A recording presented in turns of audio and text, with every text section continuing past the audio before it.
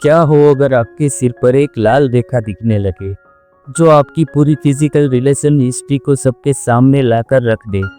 Welcome to the world of face line, एक ऐसा के ड्रामा जो प्राइवेसी, शर्म और सीक्रेट्स की दुनिया को अंदर तक हिला देता है, जहां पर रिलेशनशिप की एक लाइन है और हर लाइन के पीछे छिपा है एक सीक्रेट। लेकिन जब उन लाइन से कनेक्ट लोग मनने लगे तो क्या ये सब एबिलिटी है या फिर एक शराब?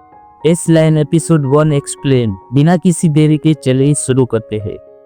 एपिसोड 1 की शुरुआत में हम एक लड़की यूनोक को देखते हैं जिसने कई सालों से खुद को दुनिया से कट ऑफ करके एक अपार्टमेंट में लॉक किया हुआ है, क्योंकि बचपन से ही यूनोक के पास रेड लाइन को देखने की एबिलिटी है जो उसे बाकी लोगों से डिफरेंट बनाती है।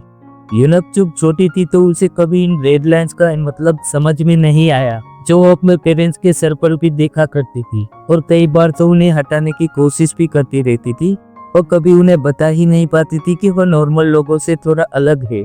इसीलिए वह अपनी पेंटिंग के थ्रू यह शो करने की कोशिश करती थी कि वह क्या देख रही है। एक दिन यूनोक की मॉम उसकी ये पेंटिंग देख लेती है जो ये शो कर रही होती है कि उसके डैड के सर पर भी कई रेड लाइन्स मौजूद है। उस वक्त तो उन्हें भी समझ में नहीं आता कि इन रेड लाइन्स का मतलब क्या है।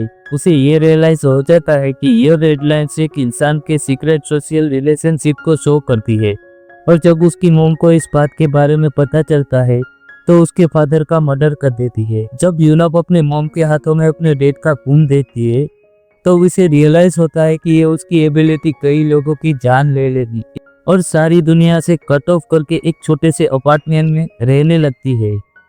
वो इन सब से इतनी ज़्यादा डिप्रेस होती है कि वो कई बार अपनी जान लेने की भी कोशिश करती है, लेकिन इतनी सारी कोशिशों के बावजूद भी वो बच जाती है। इसकी लाइफ में हर टाइम यही क्यूरियोसिटी रहती है कि आखिर उसे लोगों के ऊपर ये लाइन्स नज़र क्यों आती है, और वो ये जानने की कोशिश कर रही होती है कि कोई ना कोई तरीका तो ऐसा जरूर होगा जिससे उसे ये रेड लाइन्स नज़र आनी बंद हो जाए। फिर एक दिन अचानक यूनोक के सामने वाले अपार्टमेंट में एक लेडी रहने के लिए आती है जो यूनोक को विंडो से देखकर उसके फ्रेंडशिप करने की कोशिश करती है। लेकिन यूनोक, जिसे उसके सर पे बहुत सारी रेड लाइन्स नजर आ रही होती है, वो उसके अवॉइड करती है। तो वो कुछ फ्रूट्स देख के उसके घर पर पहुंच जाती है, लेकिन यूनोक जो काफी टाइम से घर से बाहर ही नहीं गई होती, वो उसके लिए डोर तक ओपन नहीं करती, जिस पर वह लेडी दरवाजे में उसके लिए वो फ्रूट छोड़कर वहां से चली जाती है। जब उसके जाने के बाद यूनोक वो फ्रूट उठाकर खाती है तो वो फ्रूट उसे बेहद ज्यादा टेस्टी लगते हैं, क्योंकि यूनोक ने कई सालों से फ्रेश फ्रूट खाया नहीं होता। दूसरी तरफ हम एक स्कूल स्टूडेंट सना को देखते हैं जो काफी टाइम से स्कूल bullying का शिकार होती है। उसकी क्लासमेट योंग, जिससे क्लास की सभी लड़कियां डरती है, वो सना को कुछ पैसे लाने के लिए कहती है, लेकिन वो ला नहीं पाती तो उसे बहुत मारती है।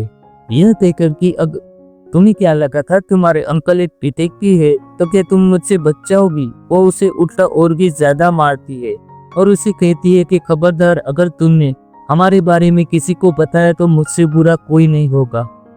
इसी बीच हम सियोन के अंकल डिटेक्टिव को देखते हैं जो एज में उससे कुछ ज्यादा बड़े नहीं होते, लेकिन फिर भी सियोन की उससे कुछ खास नहीं बनती।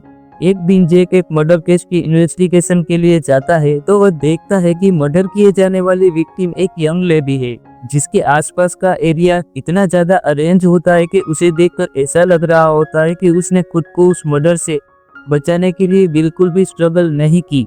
लेकिन इतने ज्यादा वेल अरेंज घर में भी कुछ फ्रूट के खाली पार्ट्स मिलते हैं जिन्हें देखकर ऐसा लग रहा होता है कि वो लेडी अपने डेथ से पहले सेम रेस्टोरेंट से बार बार सेम फूड ऑर्डर किया करती थी।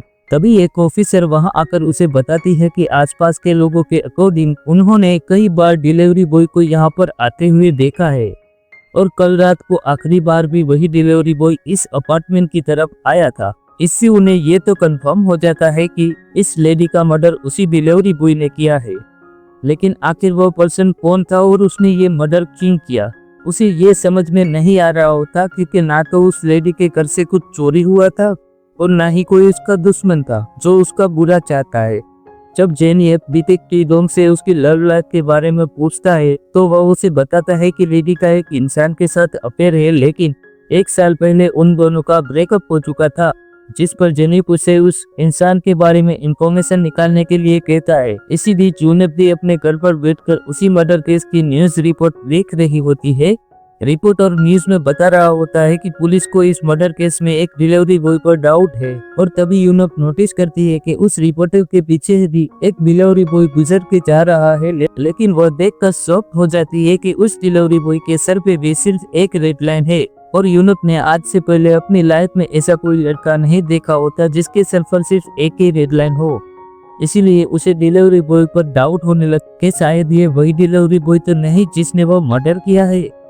तभी वह नोटिस करती है कि वही एक रेड लाइन वाला डिलीवरी बॉय उसके सामने वाले अपार्टमेंट की तरफ जा रहा है। इसीलिए वह फौरन से पुलिस को कॉल करके इन्फॉर्म करती है कि जिस तरह के डिलीवरी बॉय को वे लोग ढूंढ रहे हैं शायद वो इस वक्त उसके सामने वाले अपार्टमेंट में है। लेकिन इससे पहले कि वह पुलिस को कोई इन्फॉर्मेशन देती उसे रियलाइज हो जाता है कि वो डिलीवरी बॉय तो उस लेडी का बॉयफ्रेंड है, जिससे अफेयर स्टार्ट होते ही उसके सर पे सभी 2 रेड लाइन्स आ जाती है। अगले दिन हम देखते हैं कि जिनत तो घर पर आता है तो सना जो काफी टाइम से स्कूल नहीं जा रही होती वह उसे कुछ पैसे मांगती है। उस वक्त जिन्नू के पास जितने भी पैसे होते हैं वह उसे सभी दे देता है, लेकिन सना उसे फिर भी और पैसों की डिमांड करती है। तो जेनिक उससे पूछता है कि तुम्हें यह पैसे क्यों चाहिए।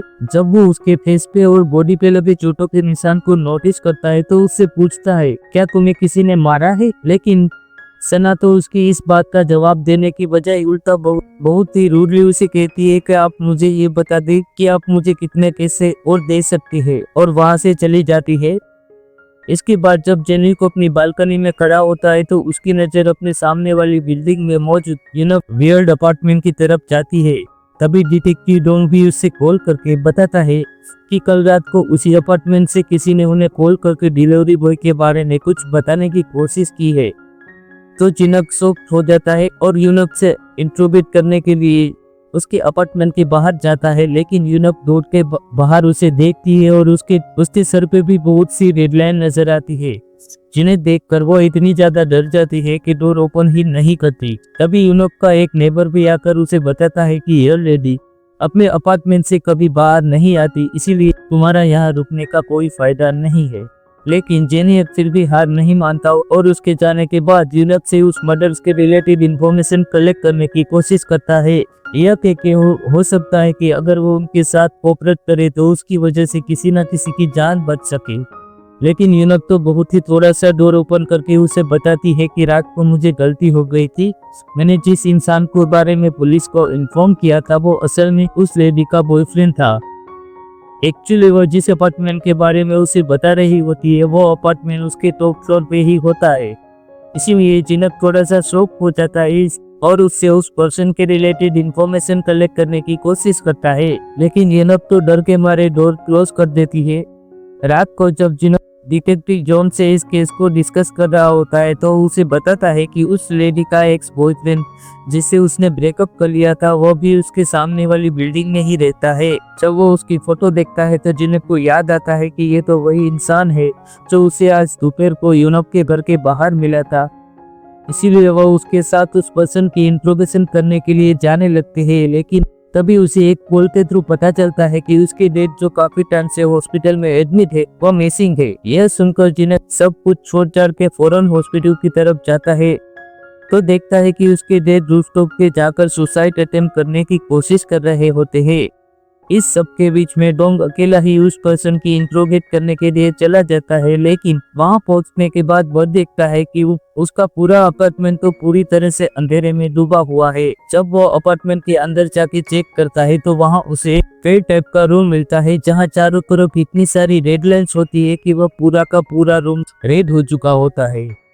अभी वो कॉल करके उस सब के बारे में बता रहा होता है कि अचानक से वो उस पर्सन की वही अंधेरे में छुपा होता है, वो उस पर अटैक कर देता है। तभी उसे रियलाइज हो जाता है कि डोम की जान खतरे में है। वो भी उसी अपार्टमेंट की तरफ जाने लगता है, लेकिन इतनी देर में वो इंसान डोम को बांधकर खुद को मिरर में देखते हुए कहता है कि बस अब एक बाकी रह गया है, इसीलिए मुझे जल्द से जल्द इसे खत्म करना है।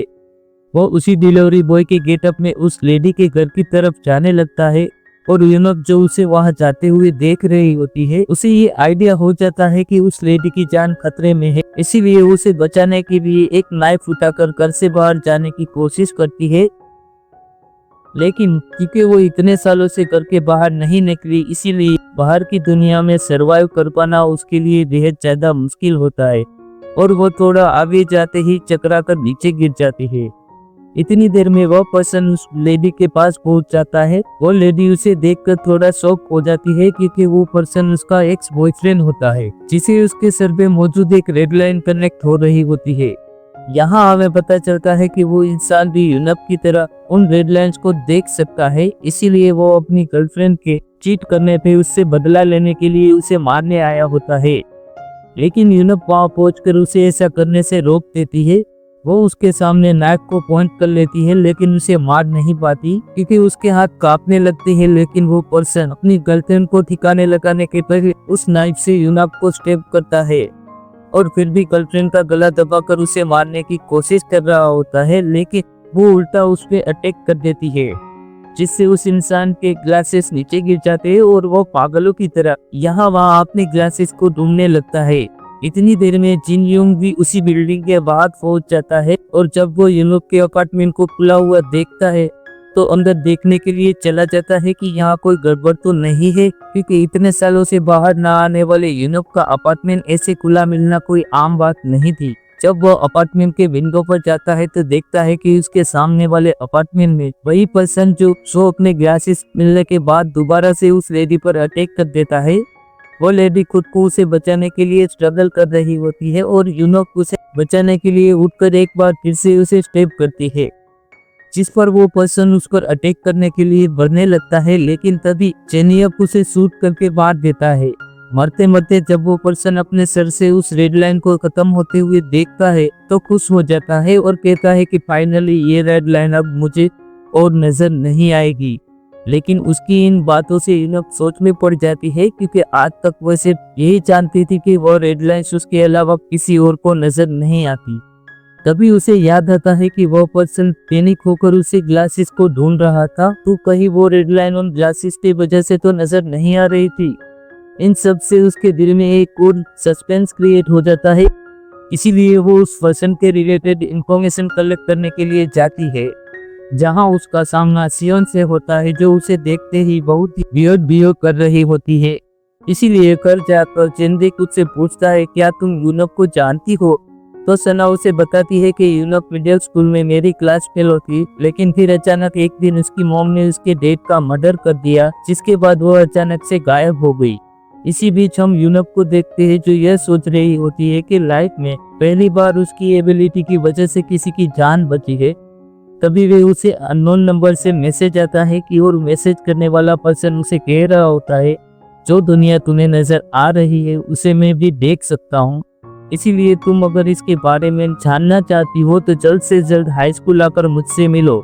और यहाँ इस एपिसोड का एंड हो जाता है। तो दोस्तों मिलते हैं आपसे नेक्स्ट एपिसोड के साथ नेक्स्ट वीडियो में।